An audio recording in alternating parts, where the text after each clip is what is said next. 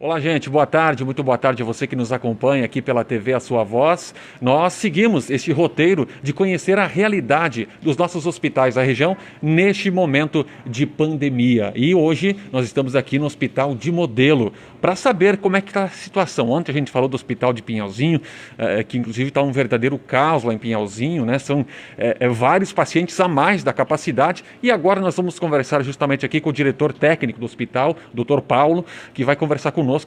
São 10 leitos, digamos assim, viabilizados para a Covid aqui, né, doutor Paulo? Como é que está essa situação? Boa tarde. Boa tarde. Então, assim, somos 10 leitos. A gente tenta ver, assim, o feminino, o masculino equilibrar, mas, na verdade, assim, à medida que tem vaga, a gente libera e tenta remanejar esse leito para um feminino ou masculino, para manter o leito ocupado e para poder desafogar assim a central de leitos daí, né, que entra em contato com nós. À medida que o paciente dá alta, a gente liga na central de leitos, libera um leito, eles entram em contato para ver realmente a confirmação do leito vazio e depois o colega que precisa entra em contato com a gente, passa o quadro clínico do paciente, os sinais vitais, e aí a gente entra em contato e concorda que o paciente seja enviado para cá. Tá certo, doutor. Os leitos, então, se mantêm sempre ocupados, dificilmente fica alguma coisa vazia? Se mantém totalmente na capacidade de 100% ocupados daí, né? Então, isso significa que aqueles que a gente recupera, à medida que já liberam o leito, já volta a ocupar novamente. Agora, a gente viu lá em Pinhalzinho uma superlotação, mais de 200% aí dos leitos ocupados. Aqui está um pouco mais tranquilo, digamos assim, se essa é a palavra que dá para se dizer, Paulo? Na verdade, assim, ó, como a gente tem 10 leitos, se você internar 11, você só vai receber 10, entendeu? Então, o que a gente tem feito para não deixar o nosso pessoal na mão?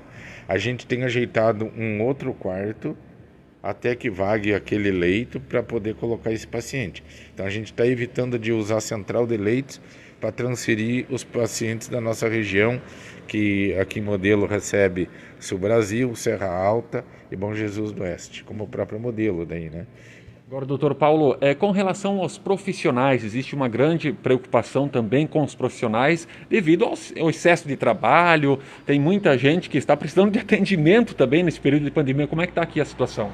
Sim, na verdade, assim, a nossa equipe tem se postado numa forma de parabéns, porque eles têm revezado os horários de folga para vir ajudar a equipe. Lógico, se cansa, a gente está cansado, né? São exatamente 2 semanas hoje que a gente abriu os leitos e então, assim, requer muito trabalho. À noite, principalmente, também requer, assim, muita atenção com esse paciente. É um paciente que está ali, em primeiro lugar, com medo de morrer. Ele, na verdade, chega com uma insuficiência respiratória, ele necessita de oxigênio. Às vezes ele vai no banheiro, ele tem uma dificuldade respiratória, porque ele não, muitas vezes não leva o aparelho. Então, daí, ou o tubo de oxigênio é pesado, então ele volta um pouco ofegante e ele volta a ter medo. Então, é assim que funciona. Agora, aqui todos os pacientes que estão aqui, são 10, estão com oxigênio, né, doutor? Existe uma preocupação também, até a gente estava ontem falando em Pinhalzinho, da preocupação da possibilidade de daqui a pouco faltar medicamentos, né? Como é que vocês veem isso? Na verdade, essa é a nossa grande preocupação, porque o paciente tem uma saturação baixa principalmente de 93%, né?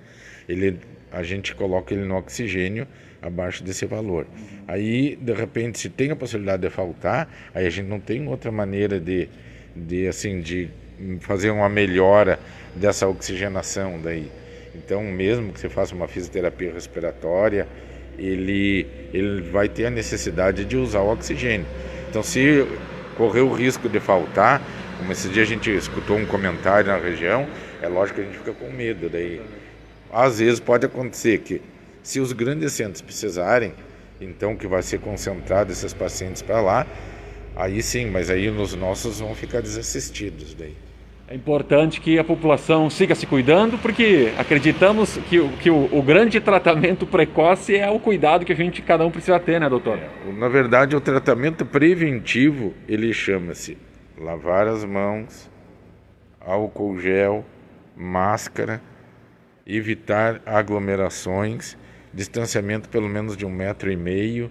Isso é o fundamental, esse é prevenção. Agora, o tratamento preventivo é, o paciente chegou no médico e ele deve receber o tratamento, entendeu? O mais precoce possível. Entra, faz o diagnóstico, examina o paciente bem e aí começa o tratamento.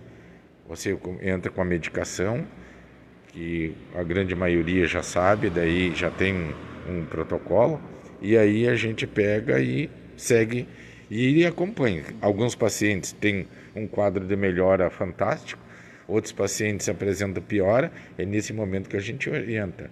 Não é porque você às vezes dá um tratamento de 5 dias ou 7 dias que se o paciente piora vai... mas eu já ganhei tratamento. Não, existe tratamento para fazer continuidade em caso de piora daí. Doutor, muito obrigado pelas informações e bom trabalho para vocês aqui. Fernando, obrigado, uma boa tarde para vocês também. Tá, então, pessoal, as informações aqui do Hospital de Modelo também com relação a essa pandemia, né? A gente segue ouvindo lideranças, ouvindo os médicos aqui da nossa região para saber e para passar para você que nos acompanha as informações dos hospitais, da situação dos hospitais aqui da nossa região.